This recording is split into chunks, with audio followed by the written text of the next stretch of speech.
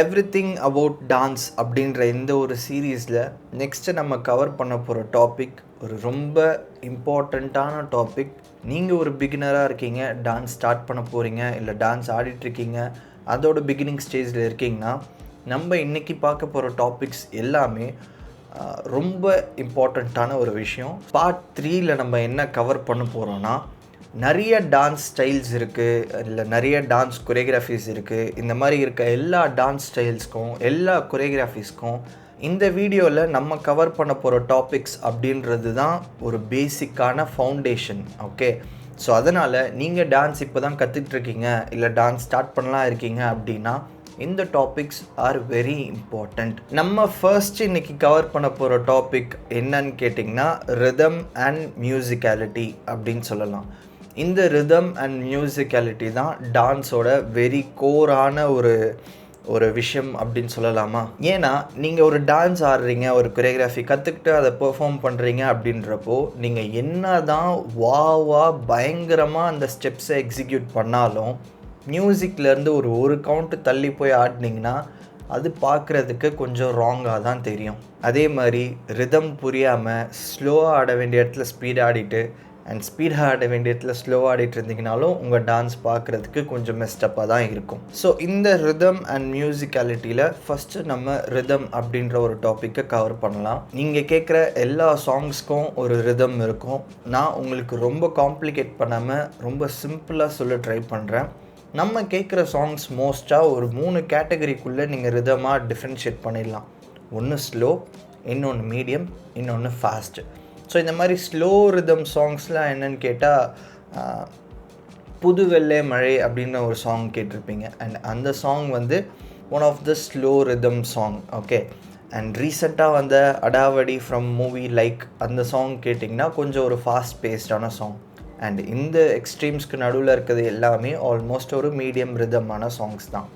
இந்த ரிதமை நீங்கள் எப்படி கண்டுபிடிக்கலான்னா, எல்லா சாங்ஸ்லேயும் ஒரு பேசிக் பீட் மாதிரி ஒன்று போய்கிட்டே இருக்கும். அது பூம் பூம் பூம் அப்படின்னு போச்சுன்னா ஸ்லோ ரிதம். அதுவே பூம் பூம் பூம் பூம் அப்படின்னு அந்த ஒரு ரிதமில் போச்சுன்னா அது மீடியம் ரிதம்னு எடுத்துக்கலாம். And of course boom boom boom boom அப்படின்னு கொஞ்சம் போயிடுச்சுன்னா மியூசிக்கில் அது ஒரு ஃபாஸ்ட் ரிதம் சாங் அப்படின்னு நம்ம எடுத்துக்கலாம். ஓகே சதீஷ், நான் டான்ஸ் இப்போ தான் கற்றுக்க ஆரம்பிக்கிறேன், இந்த ரிதம்ன்ற ஒரு விஷயம் எனக்கே இம்பார்ட்டண்ட் அப்படின்னு கேட்டிங்கன்னா, உங்களுக்கு டான்ஸ் கிளாஸில் கற்றுத்தர ஒரு கொரியோகிராஃபியோ காம்பினேஷன்ஸோ நீங்கள் ஒரு மியூசிக்கு தான் பெர்ஃபார்ம் பண்ண போகிறீங்க. ஸோ அப்போது அந்த மாதிரி மியூசிக்கு ஆடுறப்போ நீங்கள் எந்த ரிதம்க்கு ஆடுறீங்கன்னு தெரிஞ்சு ஆடுறது உங்களோட எனர்ஜியும் உங்களோட கோஆர்டினேஷனையும் ரொம்பவே இம்பேக்ட் பண்ணும். ஜஸ்ட் பிகாஸ் எல்லோரும் ஆடுறாங்க அப்படின்னு அவங்க கூட சேர்ந்து ஆடுறப்போ அதுக்கு வர அவுட்புட்டும், நம்ம என்ன ரிதம்க்கு ஆடுறோன்னு தெரிஞ்சு மியூசிக் கேட்டு ஆடுறப்போ அதுக்கு வர அவுட்புட்டும் டோட்டலாக வேறு மாதிரி இருக்கும். அது உங்கள் கான்ஃபிடென்ஸில் ஆரம்பித்து உங்கள் ஸ்டெப்ஸோட பர்ஃபெக்ஷன்லேருந்து அண்டு விஷுவலாக பார்க்குற வரைக்குமே அது இம்பேக்ட் பண்ணும். ஸோ அதனால் ரிதம்ன்ற ஒரு விஷயம் ரொம்ப கஷ்டம்லாம் இல்லை. நீங்கள் என்ன மியூசிக் ப்ளே பண்ணுறீங்களோ அது ஸ்லோவாக, ஃபாஸ்ட்டாக, இல்லை மீடியமாக அப்படின்றத நீங்கள் ஃபிகர் அவுட் பண்ணிக்கோங்க. அந்த ஃபிகர் அவுட் பண்ணுற மெத்தடை பற்றியும் நம்ம இப்போ பேசியாச்சு. இதுக்கு மேலே நான் ரொம்ப காம்ப்ளிகேட் பண்ண விரும்பல. எனக்கு தெரிஞ்சு டான்ஸ் கற்றுக்க போகிறீங்க அப்படின்னு ஆரம்பிக்கிறப்போ இந்த ஒரு பேசிக் நாலேஜோ இல்லை இந்த பேசிக் டெக்னிக் தெரிஞ்சாலே போதும். அடுத்தது மியூசிக்காலிட்டி. இந்த மியூசிக்காலிட்டி அப்படின்ற ஒரு விஷயம் நீங்கள் டான்ஸ் ஆட ஆரம்பித்த ஃபியூ மந்த்ஸ்லேருந்து இயர்ஸ்க்கு அப்புறம் கண்டுபிடிக்கிற இல்லை டிஸ்கவர் பண்ணுற ஒரு ஸ்கில்லாவோ ஒரு டேலண்ட்டாவோ இருக்கும். அது என்னென்னா, மியூசிக்குன்றது நிறைய பேர் காமனாக கேட்குற மாதிரி ஜஸ்ட் கேட்டோம் போனோம் அப்படின்னு இல்லாமல் நம்ம அந்த மியூசிக்குள்ளே இருக்க லேயர்ஸை செப்பரேட் பண்ண ஆரம்பிக்கணும். பொதுவாக எல்லா மியூசிக்லேயுமே லிரிக்ஸ் இருக்கும், ஒரு மெலோடி இருக்கும், அதுக்கப்புறம் இன்ஸ்ட்ருமெண்ட்ஸ் இருக்கும். ஸோ இந்த மாதிரி நம்ம கேட்குற ஒரு சாங்கையும் டைசெக்ட் பண்ணி பழகணும். ஆல்ரைட், ஃபஸ்ட்டு லிரிக்ஸ் கேட்குதா, அதுக்கப்புறம் அதே போர்ஷனில் பின்னாடி என்ன இன்ஸ்ட்ருமெண்ட்ஸ் போகுது, அதே மாதிரி அதே செக்ஷனில் பின்னாடி மெலோடி இப்படி போதா சாஃப்டாக அப்படின்ற அளவுக்கு நீங்கள் உங்களோட ஹியரிங் சென்ஸை நல்லா டெவலப் பண்ணணும். அண்ட் பொதுவாக இந்த மாதிரி ஒரு பெரிய ஸ்பீக்கரில் மியூசிக் கேட்குறப்போ உங்களால் இந்த மாதிரி மியூசிக்கை பிரிக்க முடியல, இல்லை அதுக்கு ஸ்ட்ரகிளாக ஃபீல் ஆகுதுன்னா better use some good quality earphones. அந்த மாதிரி நீங்கள் ஹெட்ஃபோன்ஸ் போட்டுட்டு கேட்குறப்போ உங்களால் ரொம்ப ஈஸியாக ஒரு மியூசிக்கை அக்கு வேறு ஆணி வேறன்னு பிரித்து கேட்க முடியும். அண்ட் எனக்கு தெரிஞ்ச வரைக்கும் இப்போ அதுக்கெலாம் ஆப் கூட இருக்குதுன்னு நான் நினைக்கிறேன். ஸோ அதை யூஸ் பண்ணாலும் நீங்கள் மியூசிக் அழகாக செப்ரேட் பண்ணி கேட்கலாம். மியூசிக்காலிட்டி அப்படின்னு வரப்போ இந்த போர்ஷன், இந்த ஒரு ஸ்கில்லு ஒருத்தர் நல்லா கொரியோகிராஃப் பண்ணுறதுக்கும் ஒருத்தர் ஃப்ரீ ஸ்டைல் பண்ணுறப்போ மியூசிக்கை நல்லா ஹைலைட் பண்ணி காட்டுறதுக்கும் இந்த மாதிரியான ஒரு ஸ்டஃப்க்கு தான் யூஸ் ஆகும். நீங்கள் ஒரு பிகினராக இருக்கீங்க, டான்ஸ் கற்றுக்க போகிறீங்க, இப்போ தான் ஆரம்பிச்சிருக்கீங்க அப்படின்றப்போ இதோட யூசேஜ் உங்களுக்கு இனிஷியல் ஃபேஸில் நிறையா இருக்குமான்றது எனக்கு கொஞ்சம் டவுட்டு தான். பட் ஸ்டில் இது தெரிஞ்சுக்கோங்க, இது ஒரு நாலேஜ் தான். ஸோ நெக்ஸ்ட் டைம் நீங்கள் உங்கள் கிளாஸில் டான்ஸ் ஆடுறப்போவோ இல்லை ஆன்லைன்லேருந்து டான்ஸ் கொரியோகிராஃபிஸ் ஏதோ கற்றுக்குறீங்கனாலோ குறிப்பாக மியூசிக்கில் எந்த பார்ட்டுக்கு அந்த ஸ்டெப்ஸை நம்ம பெர்ஃபார்ம் பண்ணுறோன்றத நல்லா தெரிஞ்சு அதுக்கு ப்ராக்டிஸ் பண்ணி நீங்கள் ஆடினீங்கன்னா உங்கள் டான்ஸ் ஓவராலாக பார்க்குறதுக்கு ரொம்ப கான்ஃபிடெண்ட்டாக இருக்கும் அண்டு ரொம்ப மியூசிக்கலாகவும் கரெக்டாக இருக்கும். டான்ஸில் பிகினராக இருக்கீங்க, இப்போ தான் கற்றுக்க ஆரம்பிச்சிருக்கீங்க அப்படின்னா உங்களில் நிறைய பேர் ஃபேஸ் பண்ணக்கூடிய one of the major problem பற்றி தான் இப்போ நம்ம டிஸ்கஸ் பண்ண போகிறோம், which is muscle stiffness or body stiffness. Satish, நான் ஆடுறப்போ அப்படியே பார்க்குறதுக்கு ரோபோட் மாதிரி இருக்குது, உடம்புலாம் ரொம்ப ஸ்டிஃபாக இருக்க மாதிரி இருக்குது அப்படின்னு ஃபீல் பண்ணிங்கன்னா இது வெரி நார்மல் திங். இது டான்ஸ் ஸ்டார்ட் பண்ணுற எல்லாருமே கோ த்ரூ பண்ணுற ஒரு ஃபேஸ். யோசிச்சு பாருங்கள், நம்ம டே டு டே லைஃப்பில் நம்ம ஃபுல் உடம்பும் யூஸ் பண்ணி பண்ணுற மாதிரியான ஒரு ஆக்டிவிட்டியாக என்ன பண்ணியிருப்போம்? சைக்கிளிங் பண்ணியிருப்போமா, இல்லை எங்கேயாவது ஓடி இருப்போமா, இல்லை அந்த மாதிரி ஏதாவது ஃபிசிக்கல் ஆக்டிவிட்டீஸ் பண்ணுறவங்களுக்கு மோஸ்ட்டாக இந்த மாதிரி டான்ஸ் ஆடுறப்போ அந்த ஸ்டிஃப்னஸ்ன்றது கொஞ்சம் கம்மியாக தான் இருக்கும். நம்ம பாடியை யூஸ் பண்ணாமல் ஒரு லாங் டேர்முக்கு வச்சுருந்து திடீர்னு இந்த மாதிரி மொத்த உடம்பையும் என்கேஜ் பண்ணுற ஒரு ஆக்டிவிட்டியில் இறங்கினோன்னா அந்த மாதிரியான ஒரு ஸ்டிஃப்னஸ் வர்றது இட்ஸ் வெரி காமன். இந்த மாதிரி ஸ்டிஃப்னஸ்ஸை நீங்கள் டேக்கிள் பண்ணுறதுன்றது ரொம்ப ஈஸியான ஒரு விஷயந்தான். அதை நீங்கள் எப்படி பண்ணலான்னா, ஃபர்ஸ்ட் திங், டான்ஸ் கிளாஸ் சேர்ந்துட்டிங்கன்னா இந்த ஸ்டிஃப்னஸ் அப்படின்ற ஒரு ப்ராப்ளம்னால குவிட் பண்ணாதீங்க. அதை ரெகுலராக கன்சிஸ்டண்ட்டாக எடுத்துக்கிட்டே இருங்க. அண்ட் அது கூடவே நீங்கள் பண்ணக்கூடிய ஒரு விஷயம் என்னென்னா, பேசிக் டான்ஸோட பேசிக் க்ரூவ், பவுன்ஸ் இதெல்லாம் எடுத்து சைட் பை சைட் ப்ராக்டிஸ் பண்ணிங்கன்னா உங்களோட ஸ்டிஃப்னஸ்ன்றது over a period of time கண்டிப்பாக குறைஞ்சிரும் அண்ட் உங்கள் மசில்ஸும் ரொம்ப லூஸாக ஃபீல் பண்ண ஆரம்பிக்கும். நம்ம பார்க்குற நிறைய டான்சர்ஸோ இல்லை சோஷியல் மீடியாவில் இருக்க டான்சர்ஸோ அவங்களோட டான்ஸ் பார்க்குறதுக்கு அவ்வளோ ஸ்மூத்தாக அவ்வளோ கூலாக இருக்கிறதுக்கான மெயின் ரீசன் அவங்க இந்த மாதிரியான ஒரு க்ரூவையோ இல்லை பவுன்ஸையோ கொஞ்சம் regular period of time practice பண்ணிக்கிட்டே இருப்பாங்க. இட்ஸ் கால்டு ட்ரில்லிங் அப்படின்னு ஒரு கான்செப்ட் இருக்குது. டான்ஸில் ப்ராக்டிஸ் பண்ணுறதுன்றது ஒரு டிபார்ட்மெண்ட், டான்ஸில் ட்ரில் பண்ணுறதுன்றது ஒரு டிபார்ட்மெண்ட். ட்ரில்லிங் அப்படின்னு வரப்போ ஒரு ஸ்டெப்பை எடுத்துப்பாங்க, அந்த ஒரு ஸ்டெப்பை 1 மணி நேரம் ப்ராக்டிஸ் பண்ணிக்கிட்டே இருப்பாங்க. ஸோ இந்த மாதிரி பண்ணுறப்போ அதோட ultimate perfection, close to perfection அப்படின்ற மாதிரியான ஒரு விஷயம் உங்களுக்கு கிடைக்கும். அண்ட் இந்த மாதிரி இவ்வளோ ஸ்ட்ராங்காக ப்ராக்டிஸ் பண்ணி அந்த ஸ்டெப்பை ஒரு கொரியோகிராஃபியில் ப்ளேஸ் பண்ணுறப்போ அதோட அவுட்புட் எப்படி இருக்கும்னு யோசிச்சு பாருங்களேன். பயங்கர ஸ்மூத்தாக பயங்கர வாவாக இருக்கும். இந்த மாதிரி ஒரு அவுட்புட் நமக்கும் வேணும் அப்படின்னு நம்ம ஆசைப்பட்டோன்னா நம்மளும் அதுக்கான ஹார்ட் ஒர்க் போடணும். ஸோ டான்ஸ் கிளாஸ் போயிட்டுருக்கீங்கன்னா இந்த க்ரூவாக இருக்கட்டும் இல்லை இந்த பவுன்ஸாக இருக்கட்டும், ஒரு பவுன்ஸ் எடுத்துக்கோங்க, ஒரு நாளைக்கு ஒரு பவுன்ஸாக கற்றுக்கோங்க, அதை சைடில் அப்படியே ப்ராக்டிஸ் பண்ணிக்கிட்டே வாங்க. கண்டிப்பாக உங்களோட மசில் ஸ்டிஃப்னஸ் அப்படின்றது குறைய ஆரம்பிக்கும். அண்ட் நீங்கள் டான்ஸ் ஆடுறப்போ அந்த ஸ்டிஃப்னஸ் வர்றதுக்கான இன்னொரு முக்கியமான ஒரு ரீசன் நீங்கள் ஓவர் திங்க் பண்ணுறதா கூட இருக்கலாம். அது ரொம்ப நார்மல்.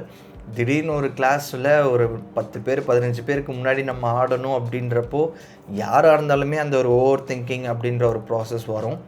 பட் நீங்கள் கான்ஷியஸாக ஓகே நம்ம இப்போ தான் கற்றுக்க ஆரம்பிச்சிருக்கோம், of course we gonna do mistakes நடந்தால் அதை கற்றுக்கிட்டு அதை கரெக்ட் பண்ணிவிட்டு ஆட ஆரம்பிச்சிடும் அப்படின்ற ஒரு ஸ்போர்ட்டிவ் மைண்ட் செட்டில் இருங்க.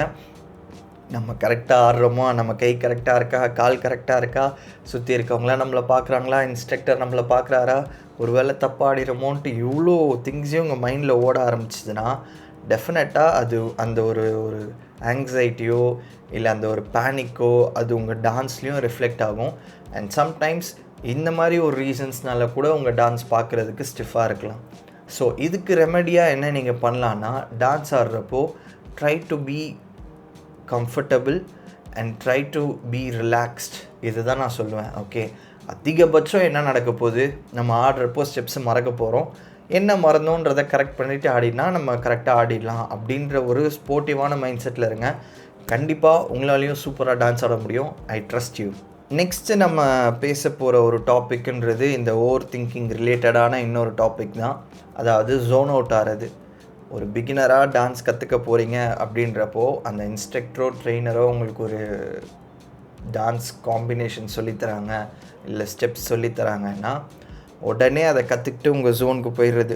ப்ராக்டிஸ் பண்ணுறதா இருக்கட்டும், எதுவாக இருக்கட்டும், அப்படியே ஒரு மாதிரி இருக்கிற இடத்த மறந்துட்டு வேறு ஒரு ஜோன் போயிடுறது.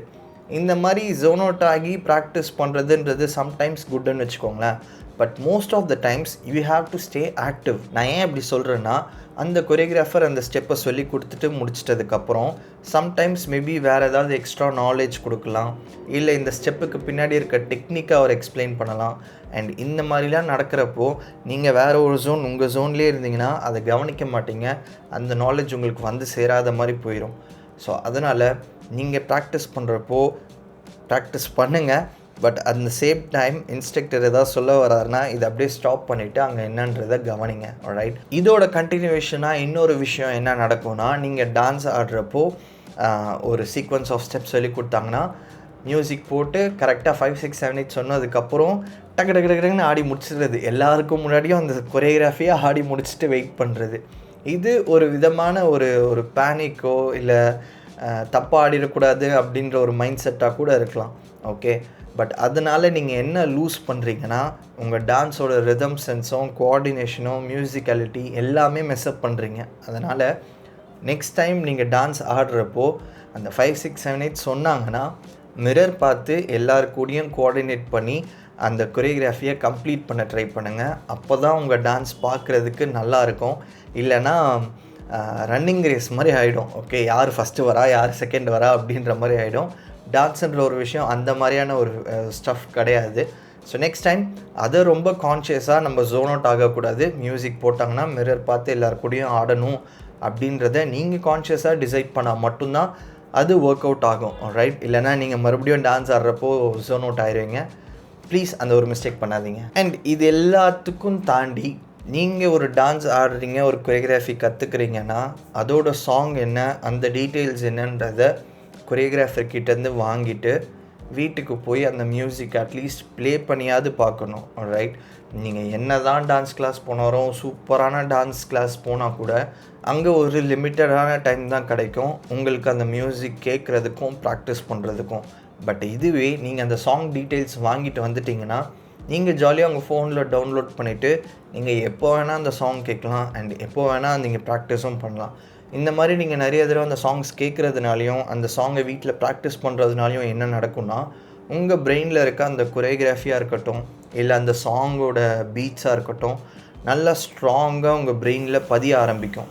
இது ஆல்மோஸ்ட் லைக் ஒரு காட்டு பாதையில் ஒருத்தர் நடந்து போய்கிட்டே இருந்தால் என்ன நடக்கும், அங்கே அந்த கால் தடம் அப்படின்றது பதியும் இல்லை, அந்த மாதிரி உங்கள் பிரெயினில் அந்த கொரியோகிராஃபியும் அந்த சாங் பீட்ஸும் ரொம்ப ஸ்ட்ராங்காக இறங்கிடும்.